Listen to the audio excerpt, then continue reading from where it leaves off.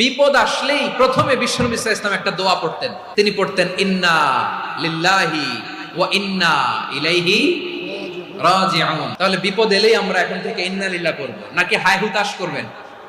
একদল আছে হায় হুতাশ করে, হায় আল্লাহ রে মোর কি হইল রে, মই কি হরমু রে, মই কমবে যামু রে, এরকম বিলাপ করতে নিষেধ করেছেন বিশ্বনবী। কি করব, কই যাব, কি হবে, হায় হায়, এরকম হাহুতাশ আছে না নাই? বিশ্বাসীরা হাহুতাশ করে না, তারা ইন্না লিল্লাহ পড়ে। তারপরে বিশ্বনবী পড়তেন আল্লাহুম্মা আজুরনি ফি মুসিবাতি ওয়াখলুফ লি খায়রাম মিনহা।